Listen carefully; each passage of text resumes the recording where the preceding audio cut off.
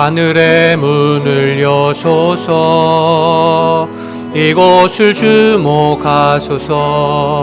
주를 향한 노래가 꺼지지 않으니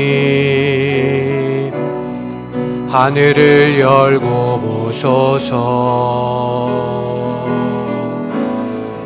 이곳에 임재하소서. 주님을 기다립니다. 기도의 향기가 하늘에 닿으니 주여 임재하여 주소서. 이곳에 오셔서 이곳에 앉으소서. 이곳에서 드리는 예배를 받으소서. 주님의 이름만이 오직 주의 이름만 이곳에 있습니다.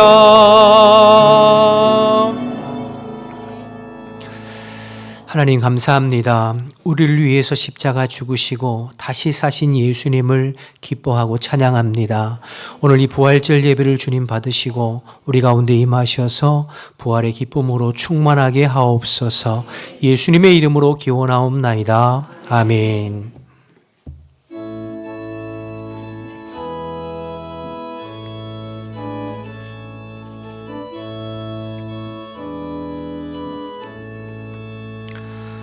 빛나고 높은 보좌와 그 위에 앉으신 주 예수 얼굴 영광이 해같이 빛나네. 해같이 빛나네. 지극히 높은 위엄과 한없는 자비를 무천사 소리 합하여 늘 찬송 드리네. 늘 찬송 드리네. 영죽을 나를 살리려 그 영광 떠나서 부끄러운 십자가 날 위해 지셨네. 날 위해 지셨네. 나 이제 생명 있음은 주님의 은혜요. 저 사망 원세 이기니 큰 기쁨 넘치네.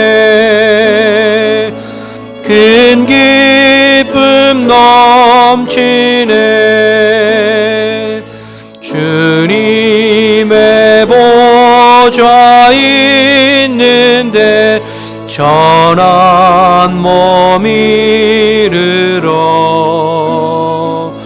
그 영광 몸sob에 올 때 내 기쁨 넘치리.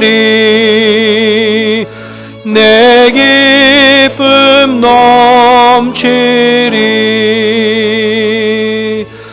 아멘.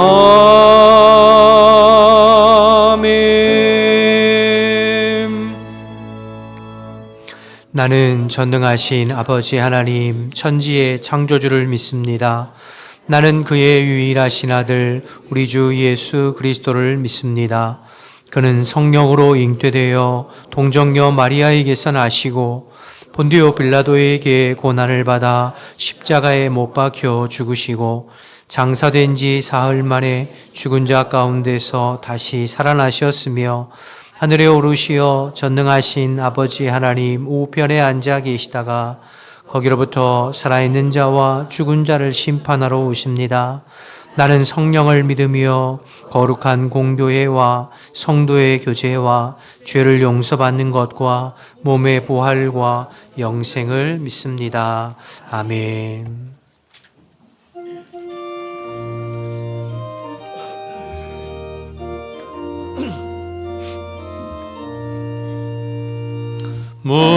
무덤에 머물러 예수 내 구주 새벽 기다렸네 예수 내 주 원수를 다 이기고 무덤에서 살아나셨네 어둠을 이기시고 나와서 성도와 함께 길이 다스리시네 사셨네 예수 다시 사셨네 헛되이 지키네 예수 내 구주 헛되이 봉하네 예수 내 주 원수를 다 이기고 무덤에서 살아나셨네 어둠을 이기시고 나와서 성도와 함께 길이 다스리시네 사셨네 예수 다시 사셨네 거기 못 가두네 예수 내 구주 우리를 살리네 예수 내 주 원수를 다 이기고 무덤에서 살아나셨네 어둠을 이기시고 나와서 성도와 함께 길이 다스리시네 사셨네 예수 다시 사셨네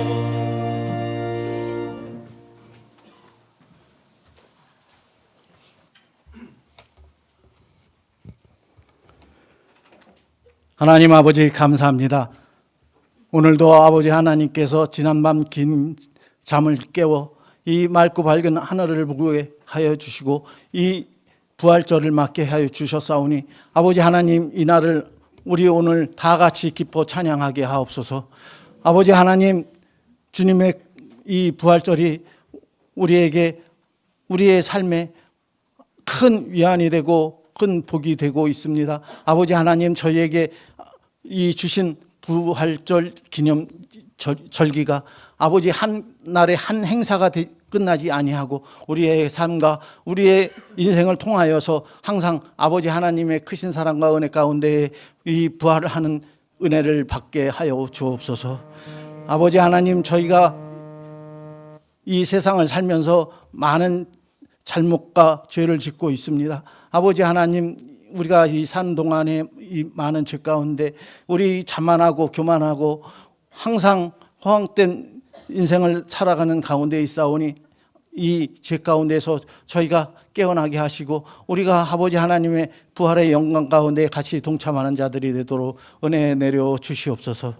아버지 하나님 오늘 이 자리에 같이 참석하지 못하는 우리 많은 식구들이 있습니다. 이들이 어디에서 무엇을 하는지 아버지 하나님께서 다 보고 계시오니 저들을 아버지 하나님께서 눈동자와 같이 붙여주시고 항상 붙잡아 주시는 가운데 우리 오늘 이 시간 부활절을 기념하는 이 시간 다 같은 은혜로 저들에게도 주님께서 같이 은혜 내려 주시옵소서. 또한 우리 육신적으로 정신적으로 아프고 힘든 가운데 있는 많은 우리 성도님들이 있습니다. 저들이 지금 병원에서 요양원에서 또한 어디에서 어떻게 아픈지 저희 다 알지 못하고 있습니다. 아버지 하나님, 저들을 아버지 하나님께서 돌봐주시고 붙잡아 주시사 아버지 저들이 당하고 있는 그 형통과 처지를 보시고 도와주시옵소서. 우리 많은 식구들이 해외에 나가 있고 군에 가 있습니다. 또한 이 시간에도 직장에서 일하시는 분들이 있습니다. 아버지 하나님, 저들을 붙잡아 주시고 저들을 이끌어 주시는 가운데 저들이 항상 주님과 멀어지지 아니하고 주님과 항상 늘 함께 동행하는 자들이 되도록 주님께서 은혜 내려 주시옵소서. 요즘 많은 어려운 가운데 있습니다. 세상 이곳저곳에서 전쟁이 나고 모든 사람들이 힘들어하고 있는 가운데에 많은 어려움을 겪고 있는 우리 성도들, 우리 형제들이 있습니다. 지금 저들을 우리가 어떻게 도와야 할지, 어떻게 무엇으로 저들을 위로해야 할지 다 모르는 가운데 서로 간에 힘든 가운데 있습니다. 아버지 하나님, 이 힘들고 어려움을 아버지 하나님께서 돌봐주시고 위로하여 주시사 저들이 그 어렵고 힘든 가운데에서 깨어나도록 하시고 그곳을 탈출할 수 있도록 주께서 은혜 내려 주시옵소서. 오늘 이 시간 아버지 하나님께서 같이 하여 주시는 가운데 아버지 하나님의 크신 사랑과 은혜를 체험할 수 있는 시간이 되도록 주께서 붙잡아 주시옵기를 간절히 원하오며 주 예수 그리스도로 이름으로 감사하며 기도드리옵나이다.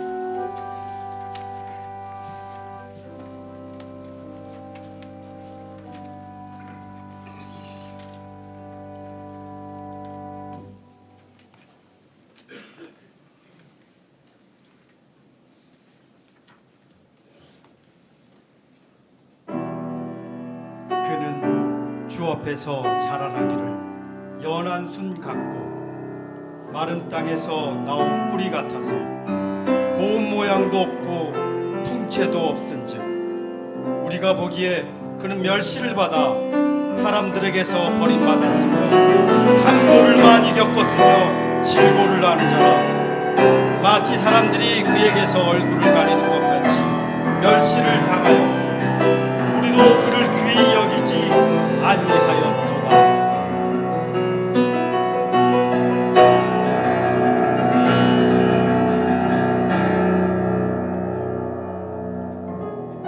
화목케 하시는 주, 용서의 주로 오신 예수.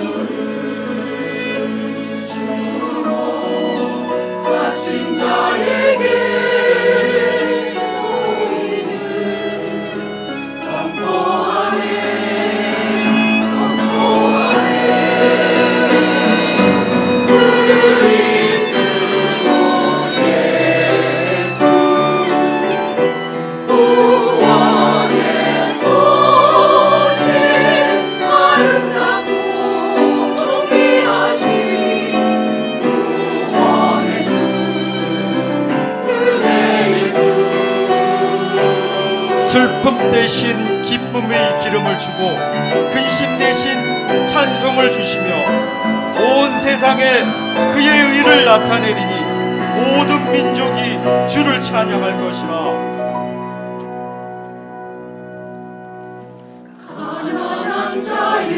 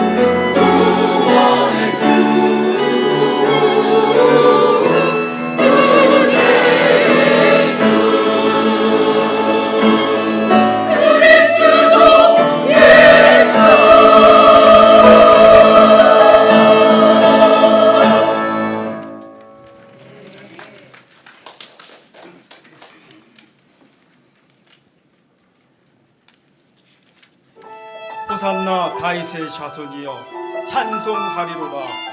주의 이름으로 오시는 이여 가장 높은 곳에서 호산나 하더라. 옷을 얻고 길 위에 펴라. 호산나 호산나 어지하라.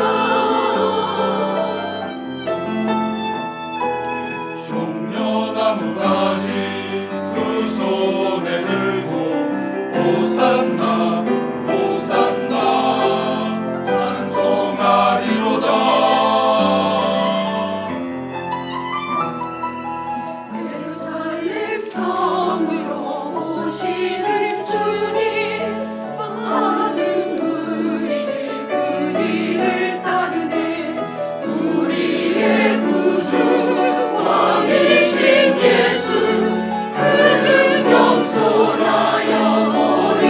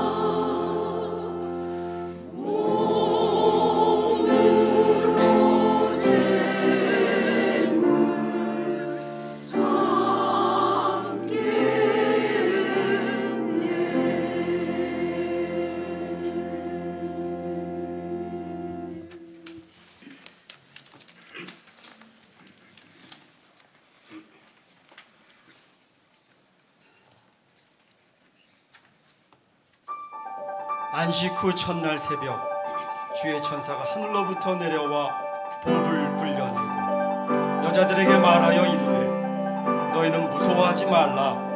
십자가에 못 박힌 예수는 여기 계시지 않고 그가 말씀하시던 대로 살아나셨느니라. 와서 그가 누우셨던 곳을 보라.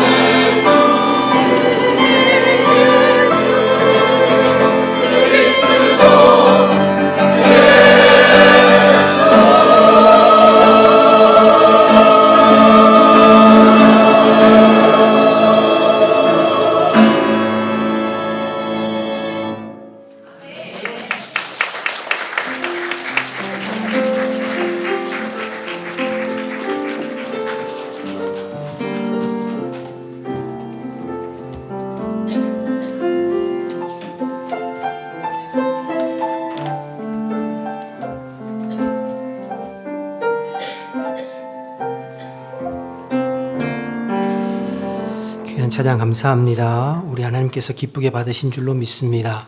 우리 부활하신 하나님, 부활하신 예수님 기뻐하면서 또 수고하고 또 최선을 다해서 찬양을 우리 할렐루야 찬양대 격려하면서 함께 한 번 더 박수하겠습니다. 이어서 세례 예식을 진행하겠습니다. 우리 신영철 성도님, 김영미 성도님 앞으로 나와주시기 바랍니다. 네. 강단에 올라오시죠. 한 칸 더 올라오세요. 한 칸 더 올라오세요. 한 칸 더 올라오세요. 예. 예, 됐습니다. 형제자매들이여, 주 예수 그리스도께서 여러분을 부르시어 그의 몸인 교회의 일원이 되게 하셨습니다. 지금 여러분을 여기 서게 한 것은 여러 증인들 앞에서 예수의 이름으로 신앙을 고백하게 하고 세례를 주어 주님의 신실한 제자를 삼기 위함입니다. 그래서 묻습니다. 성부, 성자, 성령 삼위일체 하나님을 믿습니까? 네. 신구약 성경 66권을 하나님의 말씀으로 믿습니까? 주일을 거룩하게 지키며 온전한 11조를 드리시겠습니까? 형제 자매들에게 예수님은 어떤 분이십니까? 외우셨는데 다 잊어버렸죠, 그렇죠? 여러분이 예수님은 나의 구세주로 또 예? 예, 감사합니다. 여러분 오늘 죽어도 천국에 갈 것을 확신하십니까? 네. 사도행전 2장 38절 39절 말씀에 너희가 회개하여 각각 예수 그리스도의 이름으로 세례를 받고 죄 사함을 받으라. 그리하면 성령을 선물로 받으리니 이 약속은 너희와 너희 자녀와 모든 먼데 사람 곧 우리 하나님이 얼마든지 부르시는 자들에게 하신 것이라 말씀하셨습니다. 이 성경 말씀에 근거하여 형제 자매들의 신앙 고백이 분명하기에 이제 세례를 베풀겠습니다. 우리 신앙 주소.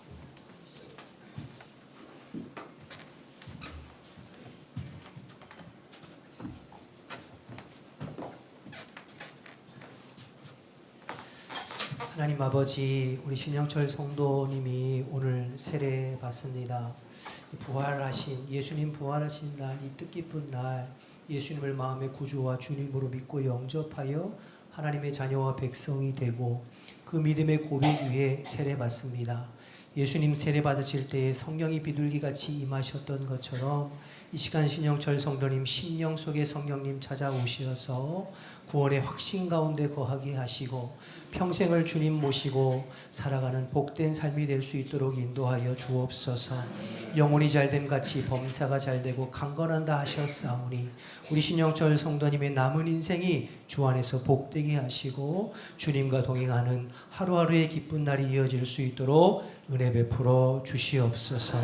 내가 신영철 성도에게 성부와 성자와 성령의 이름으로 세례를 주노라. 아멘.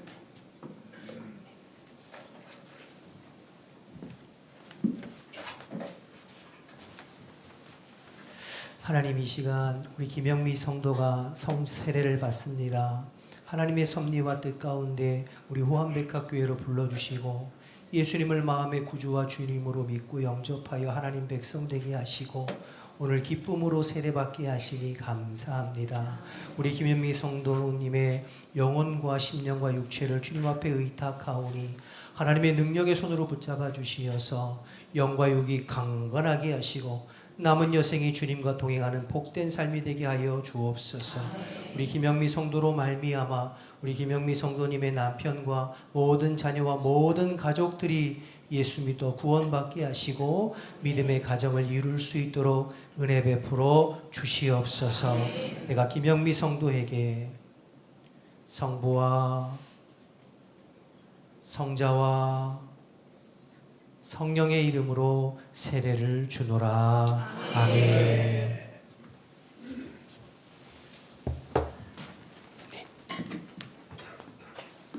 다시 한번 쓰시겠어요? 앞으로? 예, 자, 다시 한번 저를 보고 한 칸 더 올라오세요.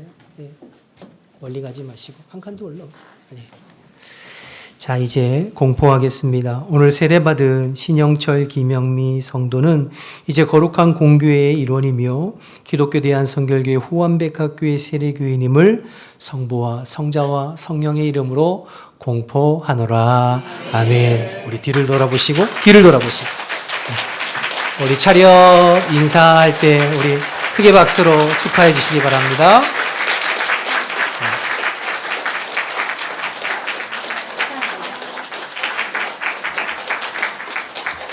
예, 자리로 돌아가시면 되겠습니다. 자리로 돌아가시면 되겠습니다. 예, 자리로 돌아가시면 되겠습니다. 처음이라 그래요. 처음이면 다. 하나님 말씀 보겠습니다. 오늘 우리에게 주시는 하나님의 말씀, 신약성경 요한복음 20장 11절에서 13절까지의 말씀 보겠습니다.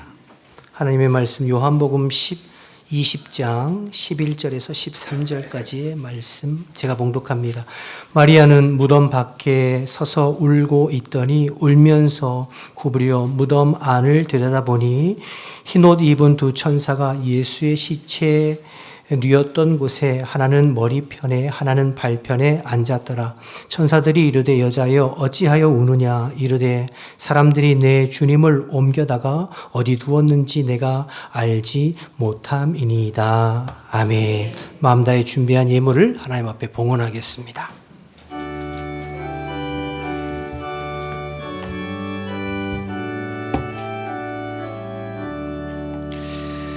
내게 있는 모든 것을 아낌없이 드리네. 사랑하고 의지하며 주만 따라 살리라. 주께 드리네. 주께 드리네.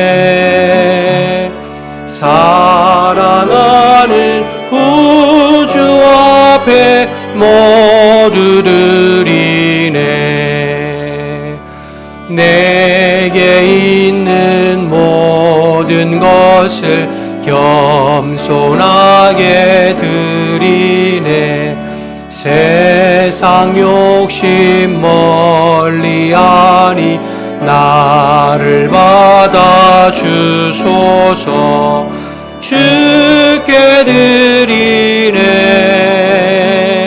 주께 드리네. 사랑하는 구주 앞에 모두 드리네.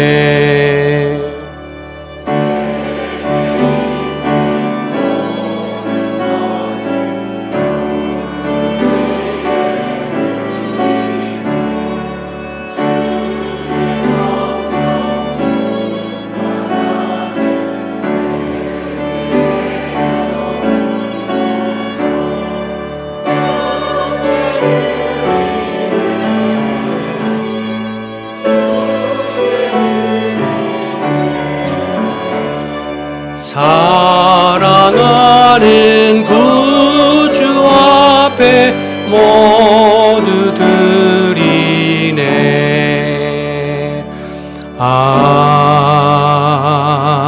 아멘. 하나님 감사합니다. 우리를 위해 십자가 죽으시고 다시 부활하신 그 부활을 찬양하고 경배하며 부활절 아침에 우리 함께 모여 주님의 이름을 찬양하고 예배하게 하시니 감사합니다. 주님, 이 시간 우리 가운데 임하셔서 우리에게 찾아와 주시고 부활하여 살아계신 주님을 깊이 경험하고 만나는 복된 시간 될 수 있도록 인도하여 주옵소서. 우리 안에 예수의 생명이, 우리 안에 예수의 부활이 참 소망이 되어서 슬픔이 변하여 기쁨이 되게 하시고 또 근심이 변하여 감사가 되게 하시고 눈물이 변하여 찬송이 되어지는 복된 시간 될 수 있도록 인도하여 주옵소서. 성도들의 삶과 형편을 주께서 하시오니 감찰해 주시고 때를 따라 도우시는 하나님의 은혜로 함께 하시며 특별히 부활하여 우리와 함께 하시는 주님의 그 은혜가 우리 모든 성도들에게 차고 넘치게 이 시간 은혜 베풀어 주옵소서. 주님의 은혜에 감사해서 예물을 올려 올려드리오니 주님 기쁘게 받아주시고 성도들의 삶을 주님께서 도와주시고 연약하고 부족한 자를 더 귀히 여기시는 하나님의 은혜를 날마다 체험하며 살아갈 수 있도록 도와주옵소서. 아버지, 이 시간 주의 말씀 나눌 때에도 오직 성령님 함께 하시어 성령이 교회에게 하시는 말씀만 증거되도록 주님 도와주옵소서. 함께 하실 줄 믿고 예수님 이름으로 기도드립니다. 아멘. 우리 옆에 분들하고 인사하겠습니다. 주 안에서 평안하셨습니까? 오늘 오래간만에 방문하신 분들이 계세요. 서영석 집사님, 노정자 권사님, 특별히 또 영국에서 우리 지우 청년도 왔고요. 우리 장명자 권사님도 오랜만에 또 이렇게 오셨고, 또 저 멀리 공주에서 우리 원로 목사님, 사모님도 와 계세요. 우리 오랜만에 오신 분들, 그 밖에도 제가 혹시 소개 못 드리신 분들도 있겠는데요. 잠깐 자리에서 일어나시면 우리 잘 오셨습니다. 환영합니다. 네, 고맙습니다. 우리 옆에 분들하고 한 번서 인사하실 때 예수님 부활하셨습니다. 인사하겠습니다. 오늘은 부활주일입니다. 사망 권세 이기시고 예수님 다시 살아나시고 부활하신 그 부활을 기념하고 감사하고 축하하며 예배하는 날이 이제 부활절, 부활주일이죠. 그런데 사실 생각해 보면 우리는 부활주일에만 예수님의 부활을 기념하는 것은 아니에요. 사실은 우리가 매주일 드리는 주일 예배가 예수님의 부활을 기뻐하고 찬양하면서 함께 모여 예배 드리는 거잖아요. 그래서 여러분, 기독교 우리 교회는 토요일 안식일에 예배하는 것이 아니라 주일 예수님께서 부활하신 날 모여서 함께 찬양하고 예배하는 것이죠. 그러니까 매주일 예배가 사실은 우리를 위해서 십자가 죽으시고 부활하신 그 예수님의 부활을 기뻐하고 찬양하고 감사하면서 예배하는 거죠. 할렐루야. 여러분, 예수님의 십자가 부활이 우리 기독교 신앙의 핵심입니다. 여러분, 예수님의 십자가가 무슨 의미죠? 예수님의 십자가가 왜 중요합니까? 예수님의 십자가는 우리의 죄를 대속하신 대속의 십자가예요. 나 대신에 예수님께서 나의 모든 죄를 대신 지시고 십자가의 죽으심으로 말미암아 나의 모든 죄를 대속하셨어요. 그래서 누구든지 나를 위해 십자가에서 내 죄를 대속하신 예수님의 그 십자가의 대속을 믿음으로 말미암아 의롭다 여김받고 구원받는 줄로 믿습니다. 그래서 하나님의 백성 되는 거죠. 그래서 예수님의 십자가는 우리의 죄 문제 해결해 주는 대속의 십자가입니다. 로마서 6장 23절에 죄의 삭은 사망이요 하나님의 은사는 그리스도 예수 우리 주 안에 있는 영생이다. 죄의 삭은 사망이라고 그랬어요. 히브리서 9장 27절에도 보면 한 번 죽는 것은 사람에게 정한 것이요 그 후에는 심판이 있을 것이라고 말씀하셨어요. 죄의 결과는 죽음이고 죽음 이후에는 심판이 있어서 그 심판으로 말미암아 영원히 멸망받을 수밖에 없는 운명, 그것이 여러분 우리 인간의 운명이잖아요. 아담과 하와 이후에 범죄한 모든 인간은 이것을 피할 수가 없어요. 죽음을 피할 수 없고 죽음 이후에 심판을 피할 길이 없어요. 우리의 이 죄 문제, 죽음과 죽음 너머의 심판의 문제를 해결해 줄 수 있는 사람이 아무도 없어요. 왜냐하면 우리는 모두 죄인이기 때문이죠. 죄 가운데 태어나고 죄 가운데 살고 죄 가운데 죽음을 맞이하고 죄 가운데 심판받을 수밖에 없는 운명, 이것이 우리 인간의 운명이에요. 이 죄 문제를 해결해 주시기 위해서 오신 분이 예수님이십니다. 예수님은 죄 없는 하나님의 아들로 이 땅에 오셔서 우리의 죄를 대신 지시고 십자가에 못 박혀 피 흘려 죽으셨어요.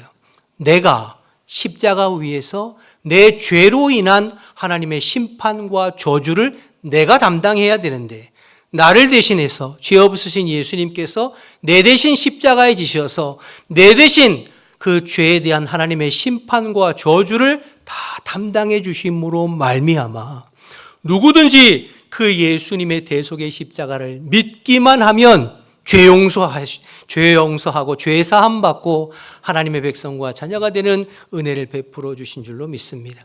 그러므로 예수의 십자가를 믿음으로 말미암아 우리의 모든 죄가 사함 받고 우리의 과거, 현재, 미래에 대한 모든 죄가 용서받게 되는 줄로 믿습니다.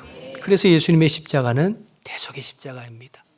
그럼 예수님의 부활은 어떤 의미를 가지고 있나요? 예수님의 부활. 예수님의 부활은 영원한 생명에 대한 보증이에요. 예수님의 부활은 우리에게 영원한 생명, 영생이 주어졌음을 확증하고 보증하는 보증서와 같은 것이 예수님의 부활입니다. 예수님은 죽으셨을 뿐만 아니라 사망 권세를 이기시고 다시 살아나셨습니다.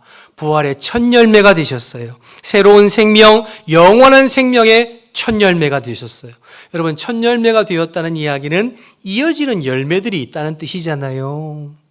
그러니까 예수님의 부활은 예수님에게만 일어난 사건이 아니라 예수님의 십자가와 부활을 믿는 모든 성도들, 저와 여러분에게도 일어날 사건이 부활임을 예수님 말씀하시고 증명하신 거죠. 그래서 부활의 첫 열매, 예수님의 부활을 믿는 우리에게 영원한 생명이 우리에게 보장되어짐을 확증하시는 보증서와 같은 것이 예수님의 부활이죠. 그래서 더 이상 죄와 사망의 법 아래 있지 아니하고 생명과 성령의 법 아래 살아가는 존재가 되었다는 뜻입니다. 그래서 십자가는 죄사함의 길이요, 부활은 영생의 보증이 되는 거죠.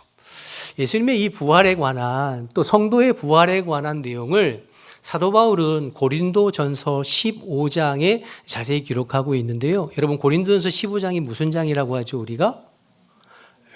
일부에도 사랑장 얘기하시는, 사랑장은 고린도전서 13장이고 고린도전서 15장은 우리가 부활장이라고 하잖아요. 그래서 부활에 대한 이야기를 많이 하고 있어요. 부활의 실체. 그 중에서 우리가 다 살펴볼 수는 없고요.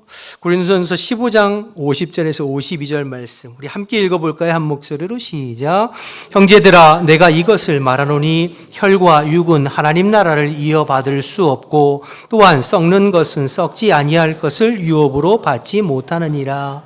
보라, 내가 너희에게 비밀을 말하노니 우리가 다 잠잘 것이 아니요 마지막 나팔의 순식간에 홀연히 다 변화되리니 나팔 소리가 나매 죽은 자들이 썩지 아니할 것으로 다시 살아나고 우리도 변화되리라. 할렐루야.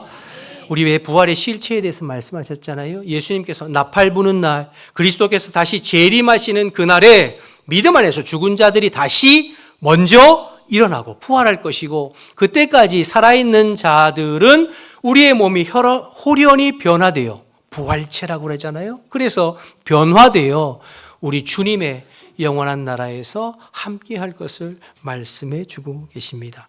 이 놀라운 부활의 영광, 장차 우리 모든 성도들에게 임할 부활의 영광의 첫 열매로 우리에게 보여주신 것이 예수님의 부활입니다. 그러므로 예수님의 십자가와 부활이 우리 기독교 신앙의 핵심이죠. 여러분, 왜 예수 믿으세요? 아무 말도 없었더라. 여러분, 우리가 예수 믿는 이유가 뭡니까? 예수 믿어 죄사함 받고 영생 얻기 위해 예수 믿는 거잖아요. 그런데 그 예수님의 십자가와 부활이 우리의 죄를 사하고 영생을 얻는 유일한 길, 유일한 소망이 되는 줄로 믿습니다. 이 믿음이 저와 여러분 우리 모두에게 있기를 주님의 이름으로 축복합니다. 자, 오늘 본문으로 좀 돌아와서, 오늘 본문은 예수님의 부활 사건을 기록한 내용이에요. 그런데 여러분, 성경에 보면 많은 기적들이 있습니다. 구약에도 신약에도 크고 작은 수많은 기적들이 있죠. 그런데 그 수많은 기적들 중에 구약을 대표하는 기적은 창조의 기적이라 알 수 있습니다. 하나님께서 말씀으로 세상 만물을 창조하신 창조의 기적. 신약의 모든 기적을 대표하는 것은 예수님의 부활의 기적이죠. 죽은 자 가운데에서 다시 살아나신 부활의 기적. 그래서 우리가 여러분 창조의 기적과 이 부활의 기적을 믿을 수만 있다면 성경에 나온 모든 기적은 문제가 되지 않고 다 이해할 수 있습니다. 그렇지 않아요? 하나님께서 말씀으로 세상을 창조하였다는 그 창조의 기적이 믿어지고, 예수님께서 죽은 자 가운데서 다시 살아나셨다는 그 부활의 기적이 믿어지면, 하나님 성경에 못 믿을 게 뭐가 있겠어요? 다 문제가 되지 않죠. 문제는 이것이 이제 걸림이 되고 이해가 되지 않고 믿어지지 않는 것이 문제인 것이죠. 자, 그런데 기적은 자연의 질서와 법칙에 반대되는 개념이 기적입니다. 그렇죠. 그래서 많은 사람들은 기적을 초자연적인 현상이라 이렇게 이야기하죠. 따라서 이 기적은 사람의 이성이나 상식이나 경험으로는 절대 이해되지 않는 것들입니다. 여러분, 성경에 나온 모든 기적들이 우리의 지식과 우리의 상식과 우리의 이성만 가지고 다 이해되고 해결되나요? 그렇지 않아요. 이해할 수 없는 부분들이 있어요. 왜냐하면 그것은 초자연적인 이 땅에 없는 것들이잖아요. 이 땅에 나타나지 않는 것들이잖아요. 그렇기 때문에 예수님의 부활을 이해하는 것은 궁극적으로 우리의 이성만 가지고 이해하는 것이 아니라 믿음으로 받아들이는 것이요, 궁극적으로는 영적으로 이해되는 영역입니다. 우리의 이성만 가지고가 아니라 하나님의 영, 성령 안에서 믿음으로 받아들이고 이해되어지고 경험되어지는 것이 이 부활의 기적이죠. 여기까지 나누고 이제 오늘 본문을 좀 보겠습니다. 1절, 2절 한번 보겠습니다. 안식 후 첫날 일찍이 아직 어두울 때에 막달라 마리아가 무덤에 와서 돌이 무덤에서 옮겨진 것을 보고 시몬 베드로와 예수께서 사랑하시던 그 다른 제자에게 달려가서 말하되 사람들이 주님을 무덤에서 가져다가 어디 두었는지 우리가 알지 못하겠다, 이렇게 말하죠. 안식 후 첫날이라고 그랬으니까 토요일 지나고 주일 새벽이 일찍 동트기 전에 어둑어둑할 때에 막달라 마리아가 예수님의 무덤을 찾아간 것입니다. 오늘 본문에 보면 막달라 마리아가 혼자 간 것처럼 보이지만 다른 복음서를 보면 막달라 마리아와 또 다른 여인들이 함께 갔음을 기록하고 있습니다. 마가복음 16장 1절에서 3절을 좀 보실까요? 안식일이 지남에 막달라 마리아와 야고보의 어머니 마리아와 또 살로메가 가서 예수께 바르기 위하여 향품을 사다 두었다가 안식 후 첫날 매우 일찍이 해돋을 때에 그 무덤으로 가며 서로 말하되 누가 우리를 위하여 무덤 문에서 돌을 굴려주리요 하더니, 그러니까 이 여인들은 예수님의 부활을 확인하고 기대하면서 예수님 무덤을 찾아간 게 아니죠. 예수님의 장례를 보충하기 위해서, 예수님의 시신의 향품을 보충하기 위해서 찾아간 것입니다. 그런데 당시 유대인들의 무덤은 바위를 깊이 파서 시신을 안치하고 그리고 도굴꾼들이나 짐승들로부터 그 시신을 보호하기 위해서 그 입구에 큰 돌을 이제 막아놓는 거죠. 그래서 이 여인들이 가면서 걱정하는 겁니다. 누가 예수님 무덤 앞에 있는 큰 돌을 옮겨줄까, 그렇게 걱정하면서 간 거죠. 자, 그런데 요한복음에는 다른 여인들의 이름이 나오지 않고 마치 막달라 마리아 혼자 간 것처럼 기록하고 있어요. 다른 여인들의 이름을 다 빼고 막달라 마리아가 혼자 간 것처럼 막달라 마리아의 이름만 기록하고 있다는 것이 특이한 점이죠. 자, 그런데 막달라 마리아가 예수님의 무덤에 도착했을 때 이미 무덤을 막고 있던 돌이 옮겨졌고 그 안에 예수님의 시신이 없는 것을 확인합니다. 그리고 2절에 보면 급히 가서 예수님의 제자 중에 으뜸인 수제자 베드로와 예수님께서 사랑하시던 다른 제자라고 했는데 이게 누굴까요? 요한이죠. 요한복음을 기록하고 있는 사도 요한. 그러니까 베드로와 요한에게 예수님의 무덤의 문이 열려 있고 시신이 사라졌다는 것을 알려줍니다. 그러고 나니까 그 베드로와 요한이 어떻게 하나요? 우리 3절부터 8절 계속 좀 보겠습니다. 베드로와 그 다른 제자가 나가서 무덤으로 갈새 둘이 같이 다름질 하더니 그 다른 제자가 베드로보다 더 빨리 달려가서 먼저 무덤에 이르러 구부려 세마포 놓인 것을 보았으나 들어가지는 아니하더라. 시몬 베드로는 따라와서 무덤에 들어가 보니 세마포가 놓였고 또 머리를 쌌던 수건은 세마포와 함께 놓이지 않고 딴 곳에 쌌던 대로 놓여 있더라. 그때야 무덤에 먼저 갔던 다른 제자 요한이죠. 들어가 보고 믿더라. 여기 믿었다는 것은 예수님 부활을 믿은 게 아니라 막달라 마리아가 예수님 시신이 없어졌다는 그 말을 그제서야 믿게 됐다, 이런 뜻이죠. 막달라 마리아가 예수님의 시신이 사라졌다는 말을 듣고 베드로와 요한이 달리기를 시작합니다. 누가 먼저 도착했어요? 요한이요. 가장 젊고 나이 어린 요한이 가장 먼저 도착했어요. 그런데 요한은 예수님의 무덤에 돌이 옮겨진 것을 보고 무덤 안으로 들어가지를 않아요.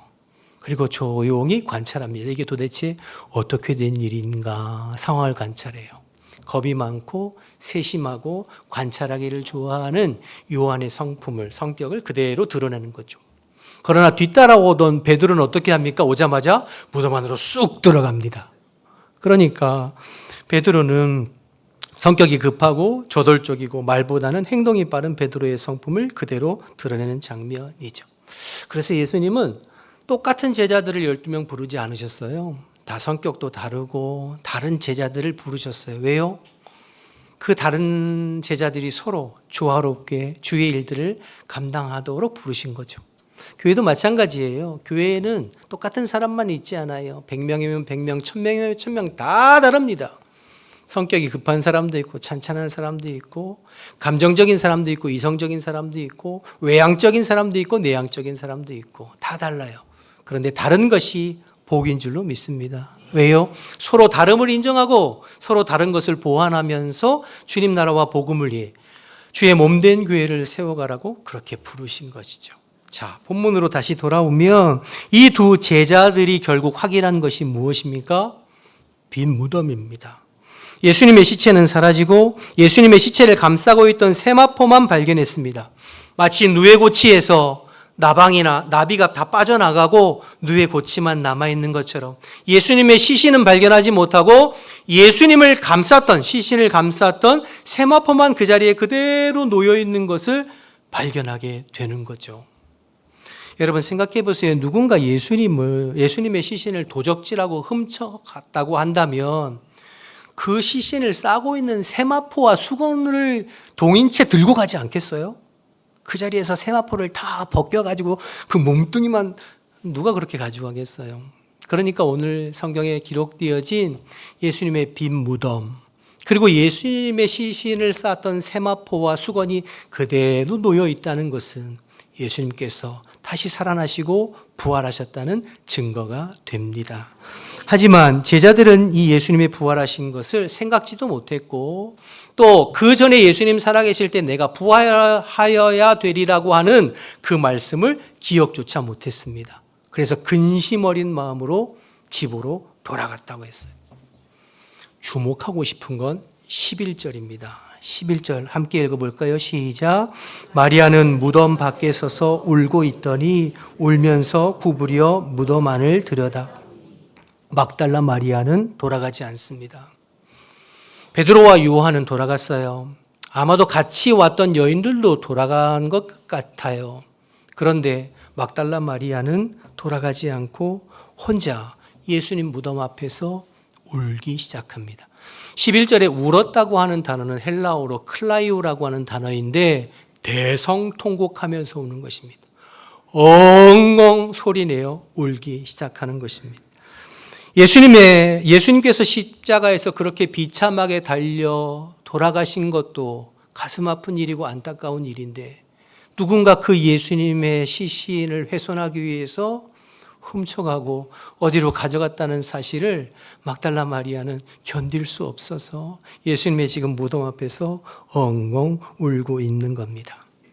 울고 있는 막달라 마리아에게 누가 찾아오나요? 먼저 천사들이 찾아옵니다. 12절 말씀 계속 보실까요? 흰옷 입은 두 천사가 예수의 시체에 누였던 곳에 하나는 머리편에 하나는 발편에 앉았더라. 그리고는 천사가 말하죠. 마리아야, 왜 울고 있느냐? 마리아가 대답합니다. 예, 우리 주님의 시신을 누가 가져가는지 알 수 없어서 내가 이렇게 울고 있습니다. 그 말이, 마리아의 말이 끝나자마자 누가 또 찾아오시나요? 우리 예수님, 부활하신 예수님께서 찾아오셔요. 그리고 말씀하세요. 15절이죠. 계속 봅니다. 예수께서 이르시되 여자여 어찌하여 울며 누구를 찾느냐 하니 마리아는 그가 동산지기인 줄 알고 이르되 주여 당신이 옮겼거든 어디 두었는지 내게 이르소서 그리하면 내가 가져가리이다. 예수님 찾아오셔서 물어요. 마리아야 너 왜 울고 있니? 그런데 마리아는 예수님인 줄 알지 못하고 그 무덤을 지키는 동산지기인 줄 알고 당신이 우리 예수님 시신 가져갔으면 저에게 좀 말씀해 주세요. 예수님 그 말씀을 듣고 한 번 더 마리아를 부르세요. 마리아야. 두 번째 부르실 때 막달라 마리아가 예수님의 음성인 줄을 알고 라보니 선생님이세요? 예수님이세요? 하고 그제서야 예수님을 돌아보게 됩니다. 그리고 부활하신 예수님을 확인하고 너무 기쁜 나머지 예수님을 꽉 붙잡아요. 그때 예수님 뭐라고 말씀하셨죠? 나를 붙들지 말아라. 내가 아직 아버지께 올라가지 않았다. 이 말은 야, 내 몸에 손대지 마, 꾸중한 것이 아니라 내가 아직 아버지께로 올라가지 않았으니 40일 동안 제자들과 또 계실 거잖아요. 그러니까 막달라 마리아를 안심시키는 거죠. 그러면서 마리아에게 가서 네 형제들, 제자들에게 이 사실을 알리고 예수님 부활하셨고 이제 아버지께로 다시 돌아갈 것을 이제 알려주라고 말씀하세요. 그리고 오늘 18절에 보면 막달라 마리아가 그 즉시 제자들에게로 달려가서 내가 부활하신 예수님을 만났다고 전해주는 그런 내용이 오늘 본문의 내용인 것을 보게 됩니다.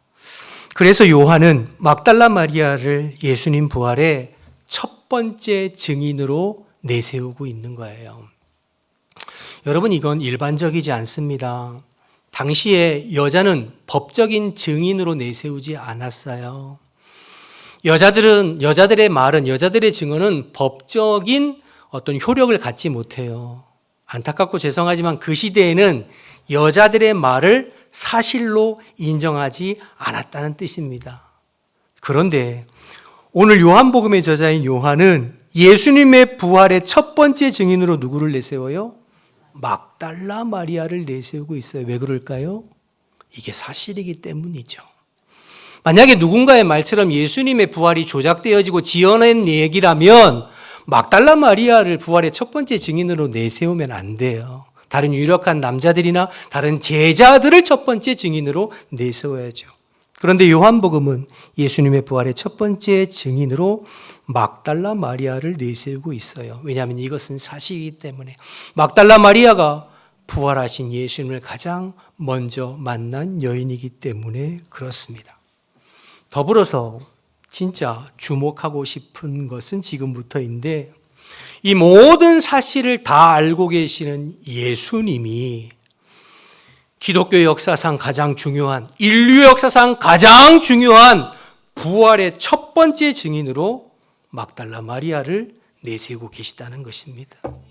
다른 제자들이나 다른 유력한 사람들이 아니라 막달라 마리아를 부활의 첫 번째 증인으로 내세우고 계시고 예수님은 막달라 마리아를 가장 먼저 찾아가시고 그에게 부활하신 예수님의 몸을 보여주셨다는 사실이지요. 그러면 왜 예수님께서 다른 사람이 아닌 그 막달라 마리아에게 가장 먼저 찾아가시고 자신을 보이셨을까요? 그건 막달라 마리아가 예수님의 무덤 앞에서 통곡하고 대성통곡하고 울고 있었기 때문입니다. 가장 슬퍼하고 가장 간절하고 제일 먼저 찾아가지 않으면 금방이라도 까무러칠 것처럼 그렇게 울고 있었기 때문에 예수님께서 그 여인을 가장 먼저 찾아간 거죠. 다시 말해서 예수님의 부활의 기쁜 소식이 가장 필요한 사람이 누구예요? 막달라 마리아였어요.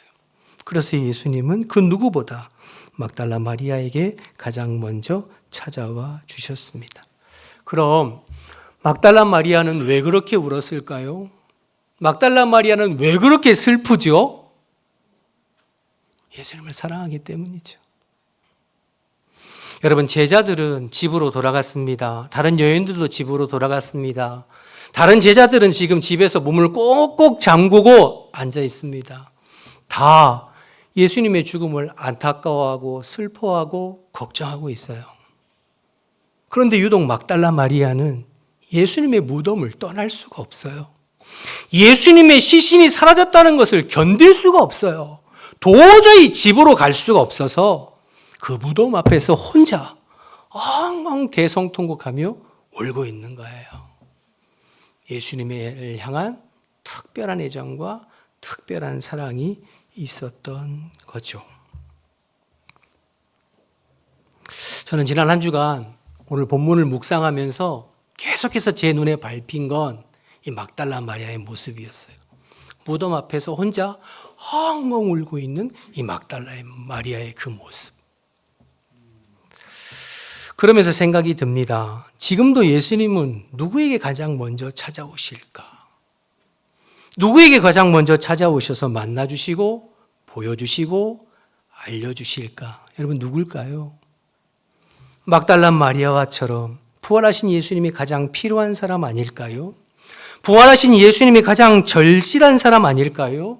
주님의 은혜를 사모하고 갈망해서 주님을 사랑해서 주님을 만나고 싶은, 그런데 그 주님이 사라져 안 계신 것 같은, 느낄 수 없는, 그래서 마음 아파하고 주님을 만나고 싶어하는 그 간절한 심령, 그 울고 있는 심령, 그를 가장 먼저 찾아와 주시지 않을까 생각되어집니다.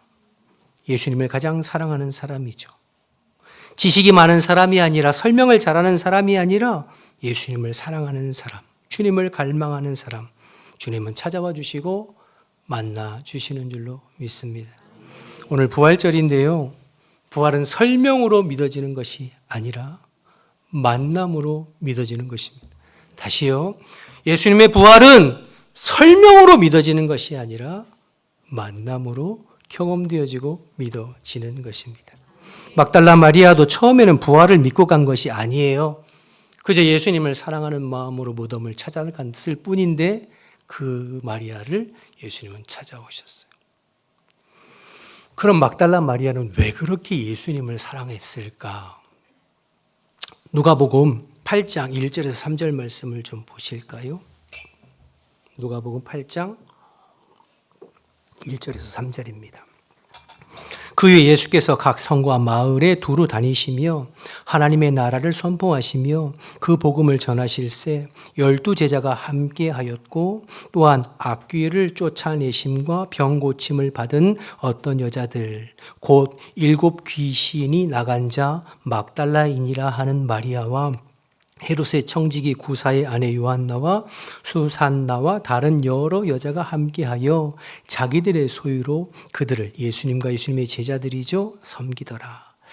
여기 보면 막달라 마리아의 과거에 대한 기록이 나오는데, 이 여인은 어떤 여인이었다고요? 7 귀신 들렸던 여인인. 여러분, 귀신이 하나만 그 속에 들어가도 지옥 같은 삶을 살게 됩니다. 그런데 7이나 되는 귀신이 막달라 마리아에게 들어갔어요. 어떤 삶을 살았을까요? 예수님 만나기 전에 막달라 마리아는 짐승 같은 삶을 살던 여인입니다. 그런데 그 여인을 예수님 찾아와 주셨어요. 그리고 만나 주시고 치료해 주시고 구원해 주시고 새 생명을 주시고 새 삶을 살도록 인도해 주셨어요.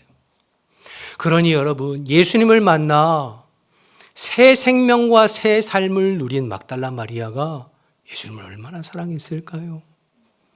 그래서 자기가 가지고 있는 소유를 팔아서 예수님과 예수님의 제자들을 돕고, 그때부터 예수님을 따라다니게 된 거죠. 여러분, 사랑하면 다른 사람들과 다른 행동을 합니다. 막달라 마리아와 이름이 헷갈리는 또 다른 마리아가 하나 있죠. 베다니 마리아. 여러분 기억나세요? 300데나리온에 되는 향유 옥합을 예수님 발에 쏟아 부어드렸던 여인입니다. 가룟 유다가 그렇게 비난했음에도. 여러분, 사랑하면 다른 행동을 하는 거죠. 사랑하면 보이지 않는 게 보이고, 사랑하면 들리지 않는 게 들리고, 사랑하면 다른 사람들이 뭐라고 해도 특별한 헌신을 쏟아붓게 되는 거죠. 왜요? 예수님을 사랑하니까요. 막달라 마리아는 예수님에게 특별한 사랑을 입은 여인이었어요. 그래서 누가 뭐라고 해도 예수님의 십자가 밑까지 쫓아갔고, 누가 뭐라고 해도 그 새벽 어두운 밤에 예수님의 무덤을 찾아갔고, 다른 사람들은 다 집에 갔지만 누가 뭐라고 해도 집에 갈 수가 없어서 그 무덤 앞에서 예수님 앞에 엉엉, 예수님을 잃어버린 그 슬픔에 엉엉 울고 있는 그 여인, 가슴을 쥐어짜며 울고 있는 여인. 그 이유는 예수님 사랑하기 때문이죠. 그 사랑한 예수님을 잃어버렸다고 생각하기 때문입니다. 과거에 짐승같이 살던 나를 찾아봐 주셔서 구원해 주시고 새 생명 주신 예수님을 내가 잃어버렸다고 생각하니까 지금 이렇게 안타까워 울고 있고, 그 안타까워 울고 있는 막달라 마리아를 예수님은 가장 먼저 찾아가 주셔서 만나 주시고 기독교 역사상, 인류 역사상 가장 귀한 부활의 첫 번째 증인으로 세워주신 줄로 믿습니다. 사랑하는 여러분, 오늘 부활주일인데 바라기는 저와 여러분이 우리 막달라 마리아와 같이 부활하신 주님을 만나기를 주님의 이름으로 축복합니다. 여러분의 자녀들에게 이러한 은혜가 있기를 주님의 이름으로 축복합니다. 부활절을 맞아 예수님의 부활에 대해서 설명하고 이성적으로 증명하고 설득시켜서 부활이 믿어지는 것이 아닙니다. 말씀드렸죠. 부활은 설명이 아니라 만남으로 믿어지는 것이다. 예수님께서 부활하셨다는 것은 앞에 말씀드렸지만 초자연적인 기적이에요. 아무리 설명하고 아무리 증명해도 우리의 이성적으로는 이해가 되지 않아요. 한계가 있어요. 그러나 여러분, 부활하신 주님을 만나면 아무것도 문제가 되지 않아요. 부활하신 주님이 내게 찾아오셔서 내가 그 주님을 만나고 경험하고 체험하면 아무 문제가 되지 않아요. 누가 어떤 이야기를 해도 아무 문제가 되지 않아요. 그게 중요한 것 아니겠습니까? 그런데 그 주님이 어떤 사람을 만나 주시고 찾아봐 주신다고요? 막달라 마리아처럼 주님을 사랑하고 갈망하는 자이죠. 잠언 8장 17절 말씀 우리 한 목소리로 함께 읽어볼까요? 시작. 나를 사랑하는 자들이 나의 사랑을 입으며 나를 간절히 찾는 자가 나를 만날 것이다. 막달라 마리아의 마음이 이와 같은 마음이 아니었을까? 예수님 만나고 싶고 예수님 너무 사랑하고 예수님이 내게 너무 귀한데 그 예수님을 잃어버린 것 같은, 그 예수님이 내 곁에 안 계신 것 같은 그 마음 때문에 안타까워하며 울고 있는 그 심령, 그 상한 마음. 여러분, 저와 여러분이 가져야 될 마음이 아닐까 생각되어집니다. 우리에게 필요한 마음이 아닐까 생각되어집니다. 오늘 부활절 아침인데 우리의 마음을 돌아보았으면 좋겠습니다. 여러분, 지금 여러분에게 가장 간절한 것이 무엇입니까? 여러분, 뭘 그렇게 원하세요? 저는 이 말씀 묵상하면서 제 스스로에게 물어봤어요. 김 목사야, 네가 원하는 게 뭐니? 너에게 그렇게 간절한 것이 뭐니? 네가 가지고 싶고 네가 만나고 싶고 네가 찾고 싶고 네가 누리고 싶고 도대체 뭐니? 건강을 잃으면 눈물 흘리고 물질을 잃으면 마음 아파하지만 혹시 우리 안에 주님이 멀어지는 것에 대해서는 무감각해져 있지는 않은지, 다른 것 잃으면 그렇게 안타까워하지만 정작 내 안에 예수님이 희미해져 가는 것에 대해서는 안타까워하지 않고 내 안에 예수님이 느껴지지 않는 것에 대해서는 우리의 눈물이 메말라가고 있지는 않은가 생각되어집니다. 그러면 부활하신 예수님께서 우리를 보시면서 오히려 그 예수님께서 마음 아파하시지 않을까요? 오늘 부활절 아침에 막달라 마리아처럼 주님을 향한 갈망과 눈물이 우리에게 회복되어지기를 주님의 이름으로 축복합니다. 부활하신 주님은 지금도 그런 사람을 찾고 계십니다. 주님을 사랑하고 주님을 갈망하고 주님을 간절히 찾는 사람을 만나 주십니다. 부활은 머리가 아니라 가슴으로, 지식이 아니라 영으로 경험하고 만나야 되는데 사랑하는 여러분, 막달라 마리아와 같은 마음으로 주님을 찾고 갈망하여 부활하여 지금도 살아계신 주님을 경험하고 만나는 복된 성도들이 되시기를 원하고, 그 주님으로 인하여 슬픔이 변하여 기쁨이 되고 눈물이 변하여 찬송이 되고 근심이 변하여 감사로 바뀌는 저와 여러분의 삶이 되고 그 부활하신 주님을 찬양하고 기뻐하고 증거하며 사는 복된 성도들 다 되시기를 주님의 이름으로 축복합니다. 우리 다 같이 일어나셔서 찬양하겠습니다.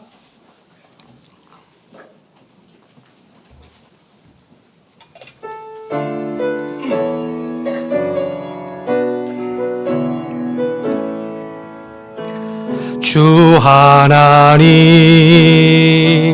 독생자 예수 날 위하여 오시었네. 내 모든 죄 다 사시고 죽음에서 부활하신 나의 구세주 살아계신 주 나의 참된 소망 걱정 근심 전혀 없네. 사랑의 주내 갈 길 인도하니 내 모든 삶의 기쁨 늘 충만하네. 주 안에서 거듭난 생명 도우시는 주의 사랑 참 기쁨과